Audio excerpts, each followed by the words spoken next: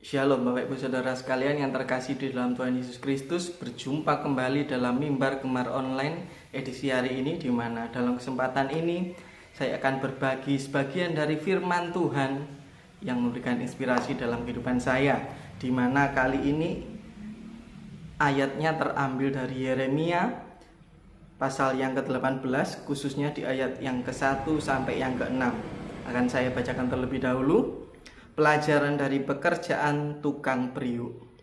Firman yang datang dari Tuhan kepada Yeremia bunyinya, "Pergilah dengan segera ke rumah tukang periuk.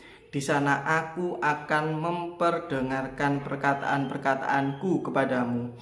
Lalu pergilah aku ke rumah tukang periuk, dan kebetulan ia sedang bekerja dengan pelarikan.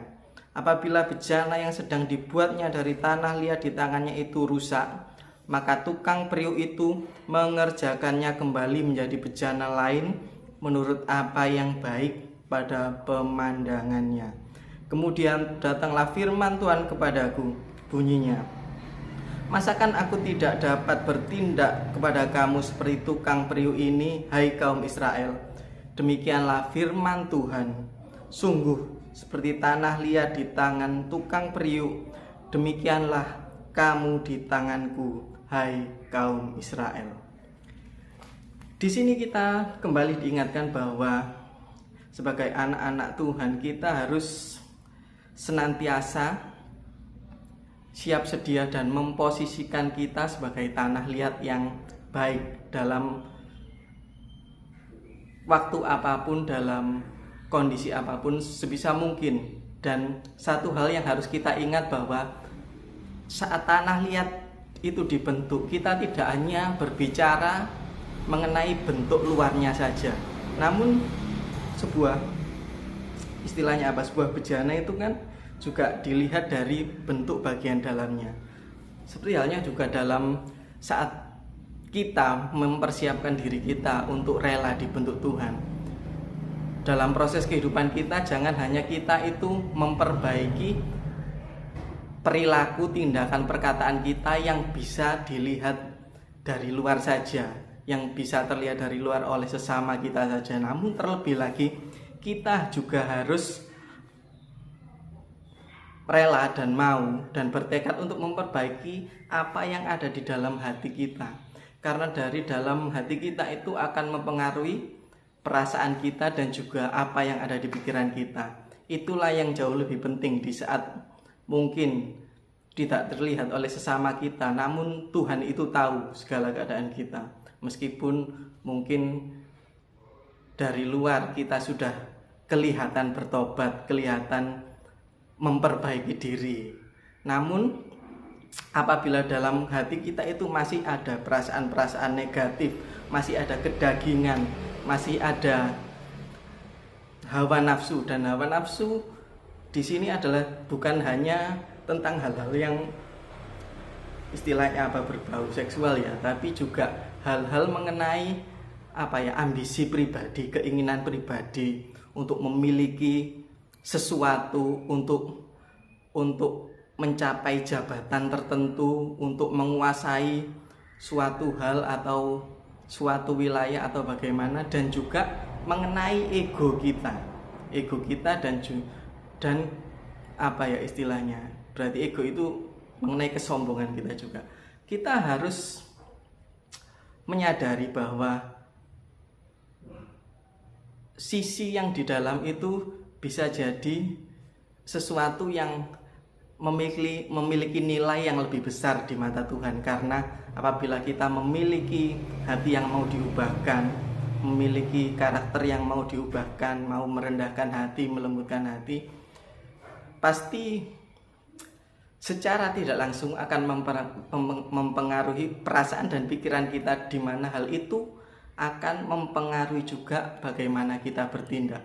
Memang hal ini tidak mudah, karena dari itu kita harus tetap belajar untuk senantiasa dibentuk melalui firman Tuhan ini, di mana kalau boleh saya umpamakan ya, firman Tuhan ini itu adalah air yang digunakan seorang tukang periuk ini tadi untuk melembutkan tanah liatnya, untuk melembutkan hati dan karakter kita, supaya kita tetap bisa dibentuk dengan baik, dimana meskipun dalam prosesnya mungkin ada kegagalan-kegagalan yang terjadi, namun saat kita tetap mau belajar dari firman ini, saat kita mau tetap menyerap, saat kita sebagai tanah liat mau menyerap air ini tadi, selama Tuhan masih memberikan kesempatan kepada kita, marilah kita berubah.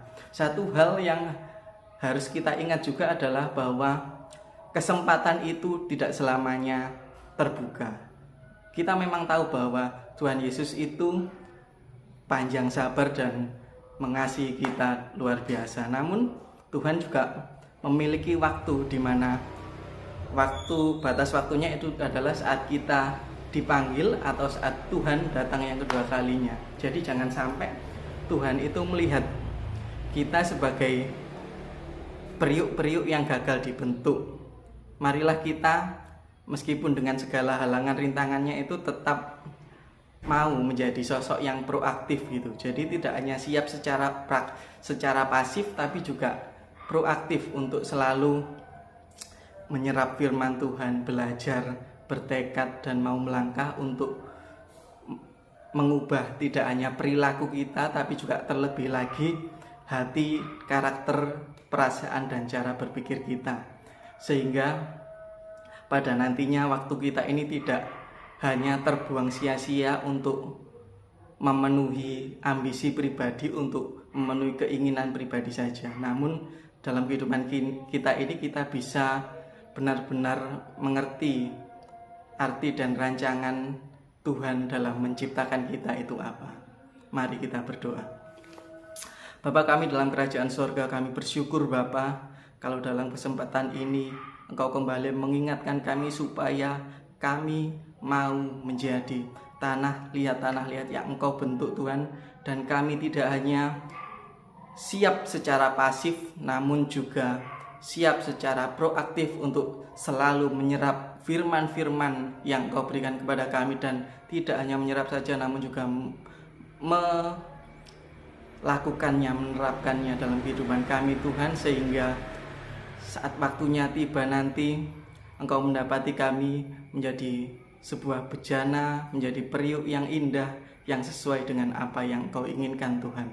Terima kasih Tuhan Yesus, terima kasih Roh Kudus, kiranya penyertaan-Mu, bimbingan, tuntunan-Mu senantiasa ada dalam kehidupan kami ke depannya, sehingga kami bisa semakin menjadi seperti Engkau, Yesus. Hanya dalam nama-Mu kami berdoa dan mengucap syukur. Haleluya. Amin. Bapak Ibu Saudara sekalian, demikian mimbar gemar pada hari ini. Selamat beraktivitas dan sampai jumpa di mimbar gemar online berikutnya. Tuhan Yesus memberkati.